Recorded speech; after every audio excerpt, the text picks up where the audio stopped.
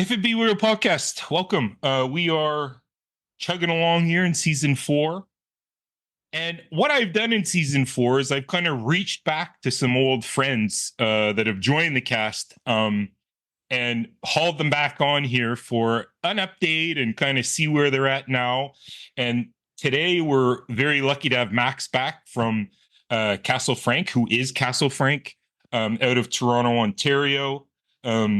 The last time we talked, Max, this was the eve of your record launch, which was June 23rd, 2023 was when your record came out, and you had your launch in the same day. And well, first of all, hi Max, how you doing? What's up, Chris? Thank you for having me back. Happy to be here. Oh, love it. I love it. I love talking with you, and I was so pleased that you wanted to come in and continue this conversation that we're having. So why don't we pick up where we left off? Was the eve of your record and the show, and how was the record received in your opinion? Like, what were the reactions that people gave you once that record came out and people started listening to it and it got shared around? And like, what was your final analysis of the world's reaction to the record In Your Blood? Everyone that heard it, very positive reviews, very positive feedback, I should say. Everyone was very into it. Yeah.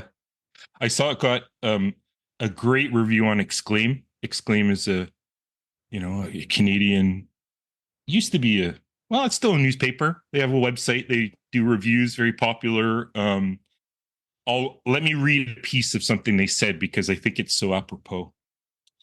They said it was a brilliantly composed, trenchantly written examination of what we tend to forget to cherish. Wow. Yeah, absolutely. Just amazing, eh? Like, what a beautiful thing to say. And I think it was so apropos. It just was like, yes. And what was kind of the release day like? What happened that day when the record finally dropped for the world to listen to? Well, I feel like Alicia, who wrote that review, she really summed up the record better than I could have had. So I appreciate all those kind words from her. And then the release show was that night, and if we're being honest, it didn't go according to plan at all. The lead up to the album release was really stressful for me, just with the money invested into it, and I kind of I let it get the best of me. And then that night, to cope with the nerves of the release show, I had too much to drink, and it just really I let myself down. I let the audience down. Yeah, I think most of all, though, I really did let myself down because I really care about this, and I care about the record, and I just wanted to perform to the best of my ability, and I didn't do that because I drank too much. Right. Well, I mean, it's something that happens when those nerves. I mean, this is a long buildup too, Max. This is a 10-year writing process, really, right? These songs went back that far. Is that accurate? A couple of them do. Before the album came out, I probably scrapped maybe 2 or 3 albums worth of material and reworked songs, and I think only 1 or 2 ended up on it, but it was something I was working on since, like, I think around 20. The first single that was written for it, we started recording in 2016. So it was a really long build up, and yeah, for sure. Well, and you were also planning to perform this by yourself, right? Like I remember when we were chatting that it was a kind of not a solo show, but you were on stage alone with your gear performing. For sure. Yeah, absolutely. And there was just a lot of technical stuff that went into that.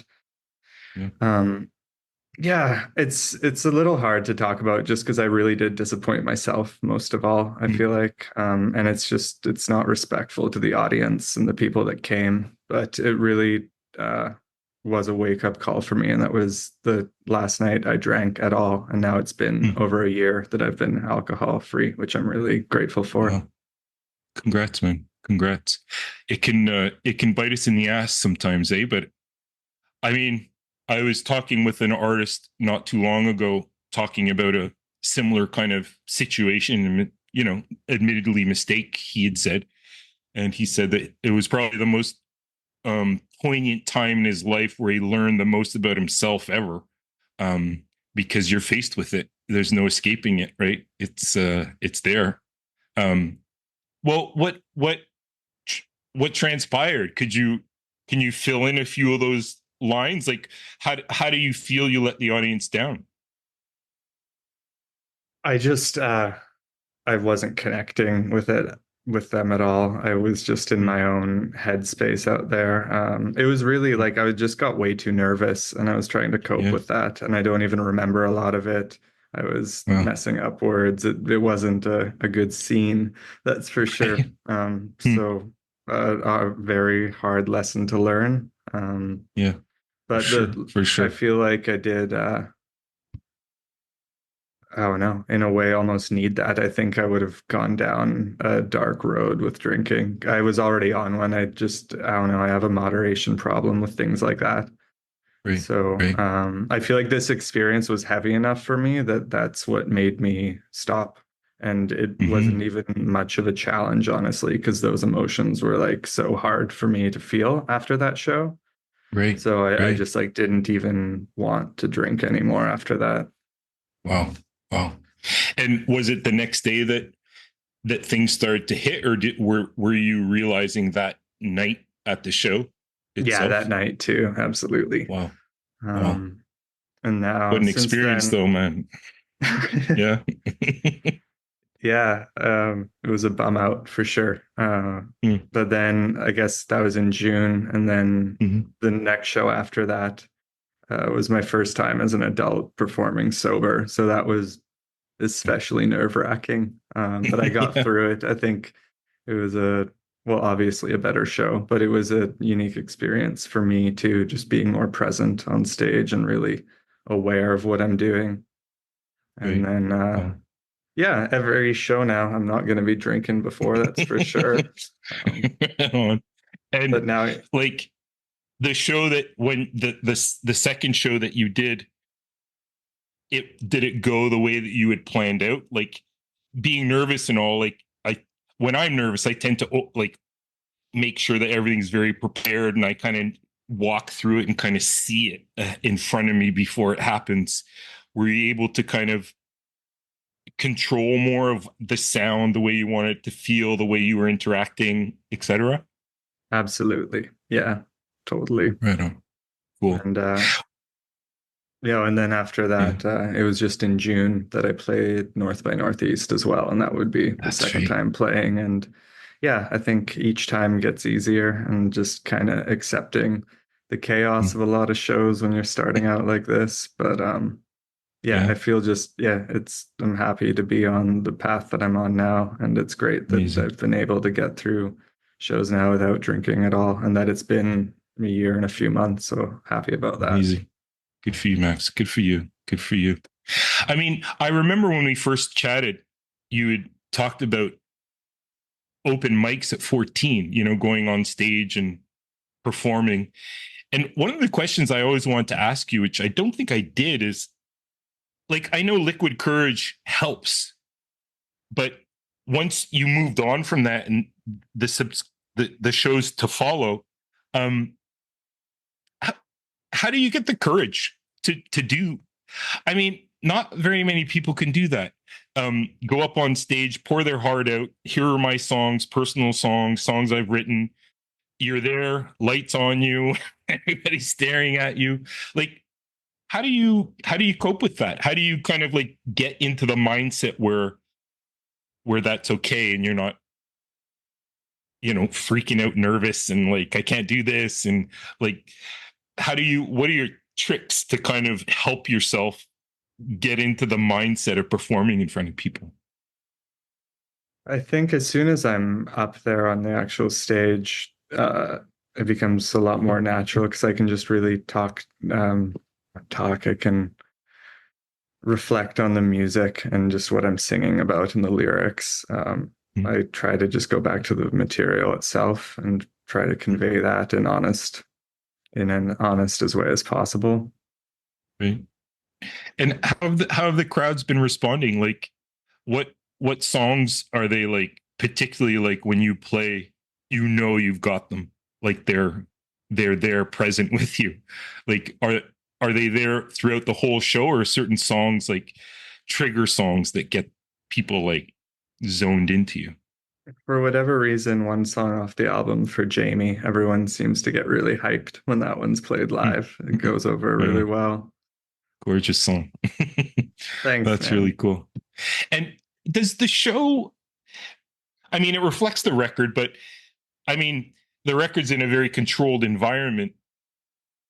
What is the stage shows? How does it sound different than what we would hear on the recordings? Like, can you put some words to that? How that sound is that you create when you're on stage doing it live as compared to something that you've put down on tape?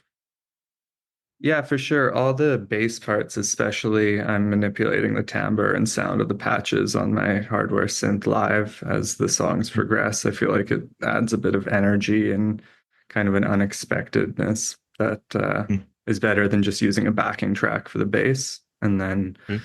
everything else from the record is just out a multi-output interface from my laptop running Ableton. And then, of course, I'm singing everything live. So Right. that can be different from the Right. record. Right. How many different things do you have to think about? Like you got to think about the words, singing it, and with the intonations and the you know various things you're doing with your voice.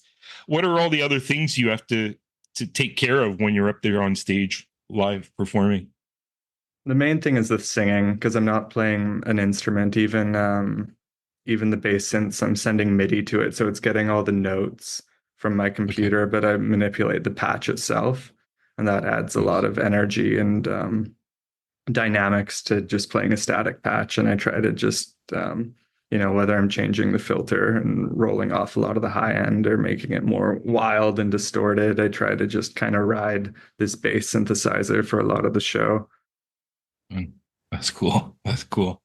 And how did South by Southwest go? How is that experience? I mean, they get like hundreds of musicians into town on that during that festival. What was that experience like for you? It was actually North by Northeast, so the Toronto one, not Austin. Okay, right. Sorry. But no, it's all good. That was great. I actually got to connect with a couple artists as well that played the show with me. What's crazy is one of the guys we grew up very. I went to high school where he grew up in this small town in BC, so it was very weird that we got put on the same bill. He just moved to the city, Wow, that's and interesting. yeah, I think one of the best parts of that show was the artist I met there, and being able to connect with them. One of them, we started writing together a bit, so that was cool. Fun.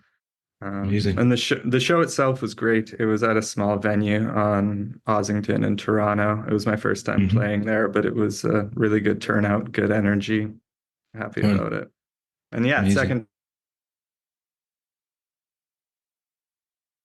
time playing with them, I'm really happy that I'm removing the alcohol from the idea of playing shows and performing live, and Yeah. just moving on from that, not associating drinking with music because I feel like it's sometimes hard because it's always in bars and venues Yeah. and everyone's there's a lot of alcohol around. So I feel like I just connected it with that. So it's nice to reset and get through Yeah. shows without it and be Well, your happy with the willpower is result. pretty amazing, Max. I mean, I guess we'll never really understand the magnitude of how that first show affected you, but it changed something in you that allowed you to just turn it off, right? Like that's it. I can't do this anymore. Um, that takes some will and and a lot of thought, I'm sure. Always having to make sure that you're not going back there or being tempted or like it's effort. So good on you, man. Good on you. Thank you. Um, you had mentioned too some of the collaborations we'd kind of left off too that you were maybe going to be working with other people, and you just mentioned meeting people at the festival. What what else are you doing collaboration wise? What are some of the collaborations that have been going down that you can talk to us about? Well, I actually just finished the first album I solely produced for another artist. We got the masters just 2 weeks ago, and so Wow, fully signed off on that. That feels cool, man. great. That was my first time uh, just being in service of something else artistically other than myself. It was an Yeah, artist. He brought in all the songs, and a lot of it was done remotely, but it right, was a unique process. right. What's the difference, Max, between like being in studio as an artist as opposed to a producer? Like, I mean, obviously they're two different separate things, but how do you approach being kind of behind the knobs? What's your approach to producing someone else? It's really just getting their song and their music to as high a place creatively as possible. Like I feel like Mm, my job is just to elevate the music, elevate the artist, really mm, bring to life what they're singing about. yeah, And this guy in particular was a really fun process. His name's Elliot Isaac. You should have him on at some point after the record drops. I would love to. But He was on it. You guys did a show together, right? yeah, he was at that release show. Okay, Yeah, okay, man. cool. Well, and your relationship survived it. Oh, absolutely. Yeah, yeah. He's Amazing, he's a really good dude. cool. So it was a awesome process making this album. He came in Mm, with the songs fully finished, but they were very stripped back. Like he had the lyrics and the melodies and the chord progressions, and he sent me mm-hmm, all that stuff. And mm, it was mainly acoustic guitar and vocals. And then what I would do is build all the arrangements around it. And wow, then and we would go back and forth like that for a while. And then once the music was set behind it, then he would re-record his lead vocals over it and send it back to me to mix. And wow, the most of the record was done like that. I think there's only one song, and it's going to be the first single, I believe, that was done where I recorded his vocals, and everything else was remotely just shooting files back and forth. wow. And do you jump right into the actual, like once you get his bass stuff, like his, the vocal, the guitar track, melody? Do you jump right into, or do you kind of like deconstruct it a bit, or like where do you decide your approach to it? Like talking with the artists, like what's your approach to kind of like getting into the song to kind of see how you could elevate it, as you were saying? I'm really listening to A, what the lyrics are about, and I almost look at it like painting, like creating a sound palette that fits the lyrics of whatever they're singing about. But then besides that, just listening to those melodies that are brought to me and what emotions they bring out in me, and just building soundscapes behind that music that just yeah, really brings out the emotion of the song, I guess. Amazing, And amazing. I'll So you start got to just be, yep. yeah, I'll start just with the chord progression, and then I'll usually break apart different aspects of those chords and build a bass line. I kind of think Mm, of the whole arrangement of the song in a frequency spectrum, so I'm trying to just build everything to fit together, almost like a audio puzzle. So mm, there's not not anything out of place. Everything's sitting in its own zone and just creating excitement and energy. And I'm really excited for amazing, people to hear this record. Actually, it turned out really well. amazing. Yeah, that's wicked. And what was your like? How do you look back on it? Like, was it like a growing experience? Like, you want to do more of this? 100%. Yeah, I really Mm, enjoyed this. I felt it felt very freeing creatively. I felt like I mm, was very present in the process from the start to the finish. mm, Mixing, I enjoy a lot too. It was, yeah, it was great. We mm, we got out of town, I think, for for one night in Norfolk County in Ontario, and we spent a night at a buddy's studio out there and just recorded some live piano back in Toronto too. Just there's a lot of acoustic instruments on the album, but a lot of it, and I'd say part of my specialty that I do is just creating these sounds from various synthesizers. Nice. It's quite a hybrid album. It's cool. Hmm. And did you do like most of that back and forth when you guys were distance? Like, were you doing that at home? Like, you could do most of that work at like right at your computer? Yeah, at my home studio, I have Right. it set up there, and then we made a makeshift vocal booth that actually ended up sounding really good. Awesome. But yeah, Good on you, man. Good on you. And is there a timeline that you can share with us as to when this might come out, or is that still I'm in the conversation phases? I'm not sure when he's putting out the full record, but I believe, as far as I know, the first single is going to be coming out in February. Awesome. Well, something to look forward to, that's for sure. Totally. I will definitely let you know Awesome. when it's out. Amazing. I can't wait. And what would you classify it as, like genre wise? What style would it be, like, in your opinion? Um, it's definitely like indie singer-songwriter Mm, adjacent, I'd say, but there's a lot of exciting sonic elements in it that are pulled from electronic music and hip hop music, things like mm, that. Almost reminiscent of some Sufjan Stevens stuff, depending on the record as well. nice. Uh, yeah, Cool. I'm excited for I'm people to excited. hear it. Yeah. Yeah. Sounds One, I awesome. think the PR person that heard it told him it sounded like Mike Dean produced Phoebe Bridgers, so I'll take that. Nice. That's wicked. That's wicked. And so you brought in kind of that sonic palette that kind of is enhancing, as you were saying before, the Yeah. songs and the lyrics and the so cool. Can't wait, Max. Now, Max, what about your music? What about Castle Frank? Where are we? So the record came out. You've been doing shows. What's on your plate with your music?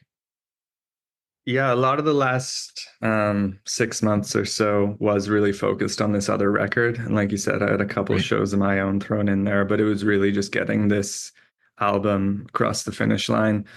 Yep. I'm starting a couple other projects producing for as well, but for myself, I've gotten back in the studio. Actually, been doing a little bit of recording at Massey Hall, which has been really cool. Wow. Wow. Um, Wicked. Wow. yeah, early stages. I'm Cool. writing, trying to decide what I want the palette of this record to be like, because I really don't want to repeat myself. Um, Right. Right. What are your early thoughts on the shifts that you might make?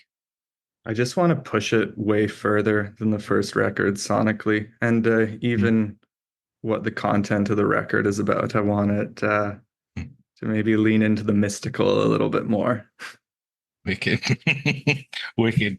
Well, I mean, if it is anything like that, your first record, I mean, I think it's going to be something pretty special. It was a really special record that you made.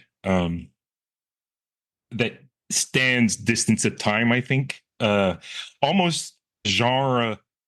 You can't pigeonhole it. It's very. It's hard to compare it to something else, but it is comparable in a way. Um, and I remember telling you that you had asked me on our last cast, like, what I was getting from it, and I was telling you a lot of the one of the things that stuck out were your beats that you have that come and go that you build upon, and then kind of they pop in and out, and then your lyrics.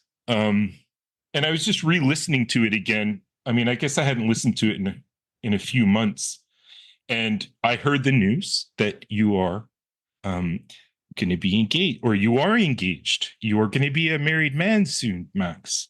Yes, sir. Thank you so much. Amazing! Congratulations! What a great news was that I heard when I read that, and then I found Next to You, which is the eighth song on your record, and I think I listened to it a few times today.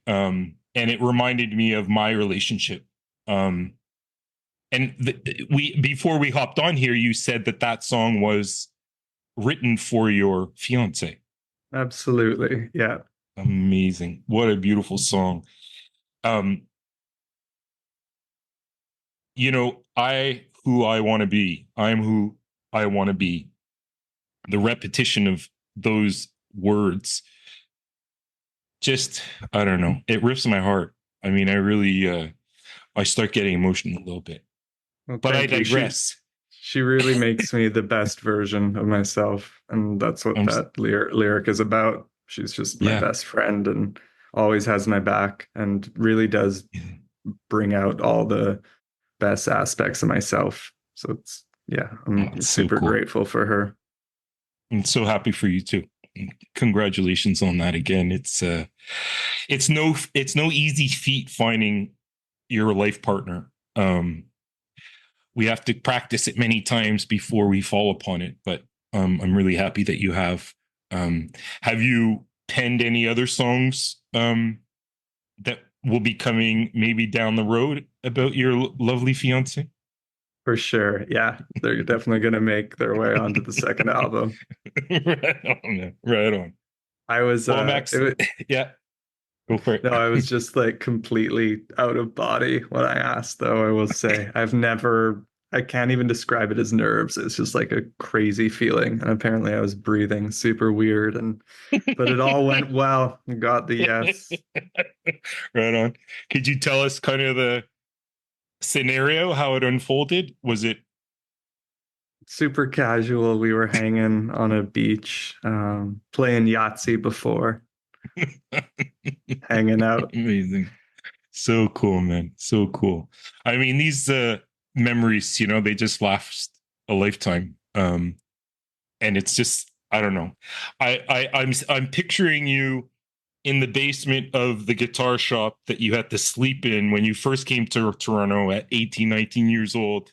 Couldn't afford a place to stay, recording songs down in there to where you are now. What a journey, Max. What a journey. It's something to be super proud of. And I feel proud for you, almost like a Papa Bear of proudness for you of the journey that you've been on, and you've stuck to it.